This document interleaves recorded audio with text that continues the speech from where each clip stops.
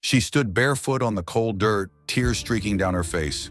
Her home, her only shelter, was shaking as the bulldozer rolled forward. "Pull it down, finish it."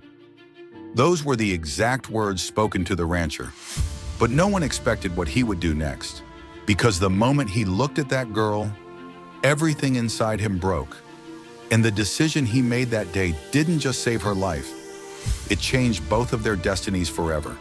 John McKinley, a 48-year-old rancher with dust on his boots and grief in his eyes, lived alone on a massive ranch in Wyoming. He wasn't always alone. He once had a wife, a daughter, a family, until a highway accident tore everything away in seconds. Since that day, John rarely spoke. He worked, ate, slept, and repeated. Neighbors said he turned into stone, but inside, he was a man drowning silently. One morning, John receives a letter from the city. A small shack at the edge of his land must be demolished. It's illegal, it's dangerous, and it's on his property. He's told, pull it down, finish it. John doesn't question orders. He just does his job. With heavy boots and a heavier heart, he heads toward the old shack with his tools. But when he arrives, he freezes. There's someone living in that shack. A girl, 15-year-old Emily Carter. Pale skin, bruised arms, terrified eyes. She clutches her backpack like her life depends on it. John raises his voice slightly. "Kid, what are you doing here? This place is condemned." Her voice shakes. "Please, don't take it down. It's the only place I have." John feels something he hasn't felt in years. Human emotion, concern, pain. He asks, "Where are your parents?"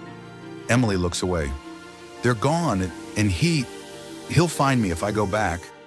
Emily isn't lying.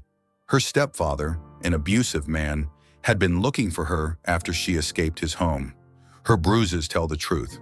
Her silence tells the rest. John's heart cracks a little more. This wasn't just a shack. It was her only refuge from a monster. A city vehicle approaches. The inspector steps out with a clipboard, cold, strict, zero compassion. He looks at John. "McKinley, why isn't the demolition started?" John tries to speak calmly. "There's a miner living here. We can't just..." The inspector interrupts. "Not your problem. Orders are orders. Finish it." Emily hides behind John. For the first time in years, John stands up for someone. He plants his boots firmly in the dirt. "No, not today." The inspector leaves, furious. John looks at Emily. "You hungry?" She nods, eyes still wet. John brings her to his ranch. She eats like someone who hasn't seen real food in days. And that night, for the first time in years, John sets a second plate at the table. Emily starts helping around the ranch, feeding animals, cleaning tools, learning to fix fences. Slowly, gentle smiles appear. John sees something haunting. She looks almost like his daughter would have. At that age, Emily notices John's sadness and one day whispers, "You miss them, don't you?"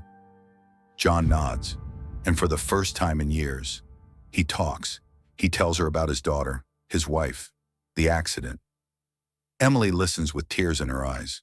Two broken souls, finding healing in each other. One night, headlights flash near the shack. A truck, loud footsteps, a man shouting. Emily's stepfather. He screams her name. John grabs his shotgun, not to hurt, but to protect the innocent. He steps onto the porch. "Leave. She's not going anywhere with you." The man charges toward John. John cocks the gun. The man backs off, but he snarls, "This isn't over." Emily's stepfather files a case, claiming John kidnapped her. The courtroom is silent. Emily stands before the judge, her voice trembling. "He saved me. He protected me. He gave me the home I never had." Her stepfather denies everything, until John presents photos of her bruises, medical reports, and neighbors' statements. The truth is undeniable. The judge slams the gavel. Emily is placed under John's guardianship. The abusive stepfather is arrested. The courtroom erupts in emotion. Weeks later, Emily walks to the old shack with John. She places her hand on the fragile wood. "This place saved me," she whispers. John smiles gently. "You saved yourself, kid." Then Emily says something John never thought he'd hear. Can we pull it down together? So I can start over? John nods. Together, they tear down the shack, not out of cruelty, but out of rebirth. Emily now has her own room in John's house. Photos of John's late daughter hang on the walls, but now there's a new photo beside them. Emily smiling, safe, strong, home. John says softly, "You're family now." Emily hugs him tightly. "Thank you for choosing to save me."